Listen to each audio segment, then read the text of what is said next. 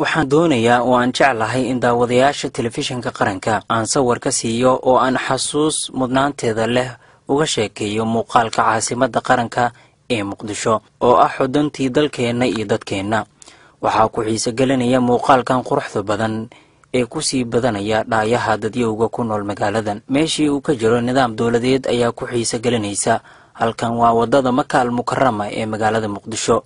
waxa ay wadadan ka soo baxdaa oo mataan ay la tahay xarunta madaxtooyada qaranka Soomaaliya. markii aan ku sugnaa waxaa ku socdaalayay wadadan gaadiid isugu jira ganacsi, dadweyne iyo kuwa dawladda Soomaaliya. waxayna wadaagayeen nidaamka casriga ah ee ku saleysan dawladnimada.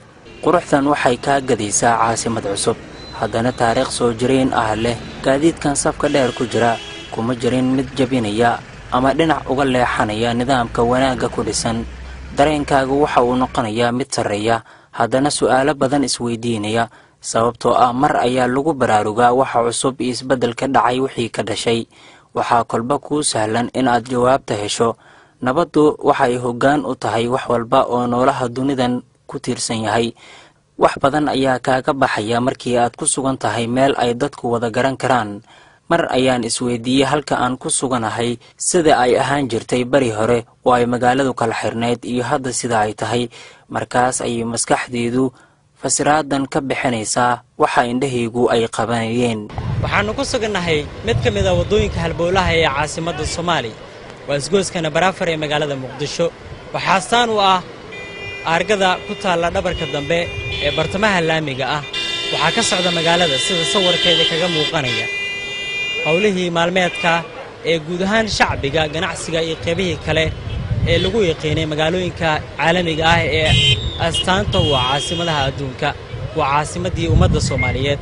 waxay taasi muujinaysaa oo dadweynaha Soomaaliyeed sawirkaani uga baxaya in magaaladan isbeddelka waayahan aan ku soo sheekeynay uu yahay mid dhab ah oo caalami ah, isla markaana isbeddelku uu yahay daqiiqad, saacad iyo maalin iyo sanad intaba mid sii kordhaya.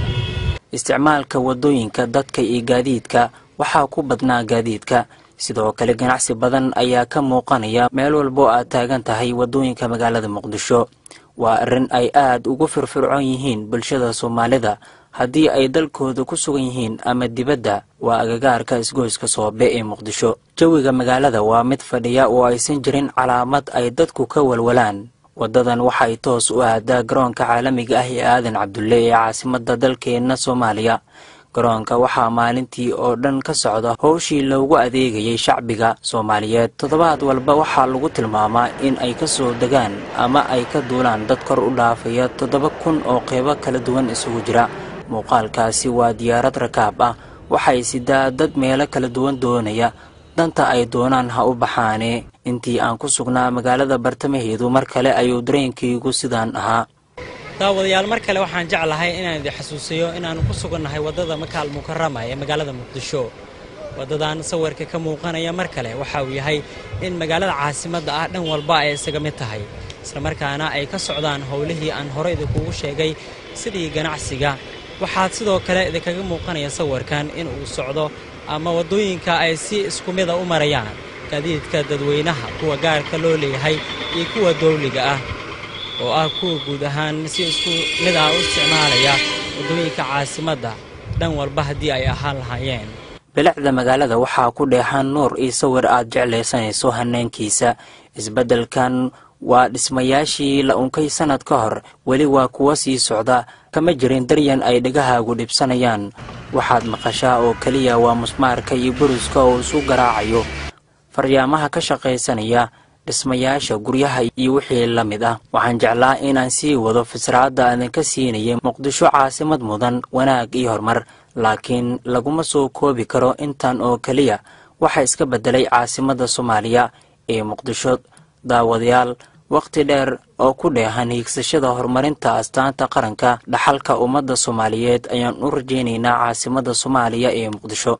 maanta intii aan ku sugnaa magaalada Muqdisho qaybo badan oo ka mid ah waxay ii noqon doontaa aniga qudheeda maalin xasuus ah oo taariikhi ah, maadaama magaalada meelo badan oo aan in muddo aan tagin aan soo maray maanta. waxaana meelihii aan tagay ay ila noqonaysaa in aan tagay magaalada cusub oo Muqdisho la yiraahdo, isla markaana ah caasimadda ummadda Soomaaliyeed. magaalada muqdisho sidoo kale waxyaabihii soo jiidashada lahaa ee aan ku arkay intii aan ku sugnaa maanta waxaa ka mid ahaa in ay ka jirto ilbaxnimo aan markii hore dadku ku aqoon meelihii aan tagay oo dhan waxaan kala kulmay soo dhoweyn taasina waxay ii muujinaysaa in isbeddelkii aan ka soo sheekaynay ee sawiradii maanta aan idiin soo gudbinay dhammaantood aad ku daawateen meel walba oo aad tagto waxaa ka jira isbeddel muuqda haddii ay ahaan lahayd isbeddel nabadeed isbeddel ganacsi iyo weliba isbeddel bulsho caasimadda Soomaaliya waa caasimad in muddo ah soo martay dhaawacyo kala duwan hase ahaatee hadda dib uga bogsootay Faysal Muuse Maxamed telefishinka qaranka Soomaaliya Muqdisho.